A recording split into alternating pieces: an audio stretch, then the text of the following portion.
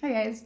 So today is February 10th, so we are still in week 53, which is crazy. But okay, Phoebe, you mentioned the concept of small town living. And when you said that, I realized that I am probably the only one here that doesn't really have that experience because I live in a big city. I was born here and I live here currently, which is Poznań, which is the fifth biggest city in Poland. So the population is 550 to 600,000 people. I'm not sure now, but so that's roughly the size of Washington, D.C. So that's not a small town. And aside from Poznań, I spent like most of my time here, but also I lived in Warsaw, which is bigger, Philadelphia, which is bigger, and New York, which is bigger. Well, Brooklyn, but you know. So yeah, I never had the experience of living in a small town or in the countryside, although I think I have a pretty good grasp on just small town living mentality and relations with people. People who know everybody about everybody else, just by virtue of, visiting family and spending some time at my grandparents when I was a kid and just, people that I know. I feel like I grasp the mental discomfort of it. Um, so yeah, I never really knew that what it is to be in a small town. I think the taste that I got from like visiting my family for like a week, I think was enough for me. And I never really wanted to live in a small town just because I don't like people. And I think when you don't like people, it's sort of easier to avoid them when there are a lot of them, rather than when there are smaller numbers of people, because those people would be more, engaged in interacting with you. Whereas if you live in a crowded place, then yeah, there are a lot of people, but they are not, as interested in each other's um, lives. I think I would love to live in a small town if small town living was like Stars Hollow and Gilmore Girls, or if countryside living was like Anne of Green Gables. So, but it's no, it's not that. So, uh. Okay, so Kate, you mentioned growth spurts, and I really empathized with you when you were telling the story because I had a very similar problem, although it was very, very different. But it was similar in a way that I had a problem with a growth spurt experience, and nobody really understood it or got it because everybody else like had a different growth spurt experience. So mine was very, very specific, kind of like yours, although it was very different. So mine was that I just grew very, very fast. And I am 5'8" or 5'9". I'm 174 centimeters, so I think that's like almost 5'9". But I was this exact height when I was 11 or 12, and by the age of 12, I stopped growing altogether. I never grew another inch. So I am considered pretty tall right now, but when I was a kid and I was already this size, I was considered a giant. Nobody really knows like why I grew. I mean, my mom wasn't interested in like getting me to a doctor because she was like, "Well, you're gonna be tall," and that's all. Like she wasn't really preoccupied with the thing. Um, I still have a pair of shoes that I was wearing that my mom got me when I was 9 that still fit me because my foot grew a little bit since I was 9, but not enough to like maybe it grew a size.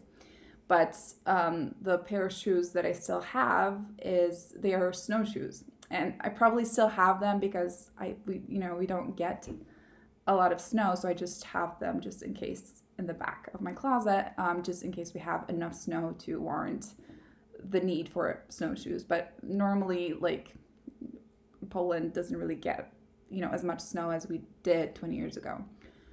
But so my mom probably bought them maybe one size bigger, just I don't know, you know, you would go the size up for a kid, right?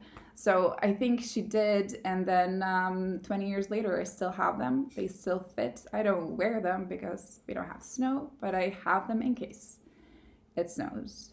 And that's weird because I was 9 years old at the time. And so I think that was very traumatic for me because, and it's sort of weird to say that, but being too tall is not the same as being too fat. But I still got bullied for it. I still got bullied for like taking up too much space and like being abnormal because I was a giant. And I think I had a lot of like eating disorder type problems when I was in my teens. And I think a lot of that, and you know, people attribute that to being a teenager, or it's the fact that you were in a ballet school. But I really think that part of it was because I was taught that I should be smaller. And height is not necessarily weight, you know, like being too tall is not the same as being too fat. But somehow I feel like trying to make yourself smaller is really the goal of like trying to lose weight or like disordered eating. And in my case, it wasn't really sort of necessary in terms of weight, but I still had this need to be smaller because I was always told that I am taking too much space and I am too big and I just simply should not be this big and it's abnormal.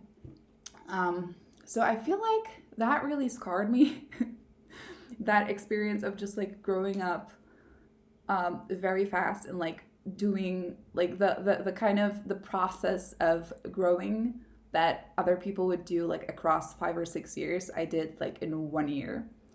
And then I never grew again, which was good also because I never really had to like change my wardrobe too much or change my shoes too much. So I guess that's good. And I still can, you know, wear shoes that I wore when I was 9. So that's, I guess, an environmentally friendly. I don't have to change my shoes across 2 decades. Okay, and Kate, also the thing that you mentioned about like point, that frustrated me so much. Just people who are teaching, who are like telling you what's wrong, but are, when they are not understood, they have no other way of saying it. They have no example to like to show, or they have no way to like. It feels like, I mean, and it's not to criticize your teacher specifically because I feel like that happens a lot of the time. Not only in dance, although in dance it's really, really obvious, but just in like every teacher that I came across in my life, I feel like had this liability in transferring knowledge. It was that they could tell you to do something or explain something to you to a certain point, but after that point, they are not able to find any example, any explanation, anything to let you get it. And I feel like maybe that's just a human thing. I remember having a ballet teacher who would just like yell at me, ribs. And I'm like, what? Ribs? Okay. Ribs? Sure. I have ribs. I don't know, what does she want with my ribs? It turns out that really when we like when you are trying to hold your center very hard and you're also not really breathing, sometimes the ribs are, you know, doing that.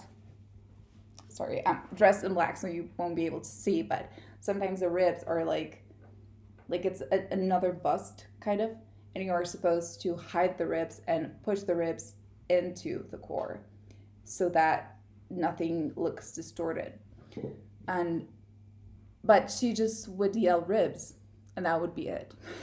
And for I think maybe 8 years that I knew that teacher, she never said anything else than just ribs. And I didn't know what to do with my ribs. I thought she was just noticing that I have ribs. Is that good? Is that bad? I don't know. Hey. Hey, Mickey is here. Hey.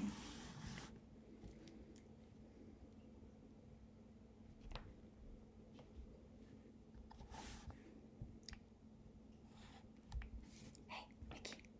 Look here.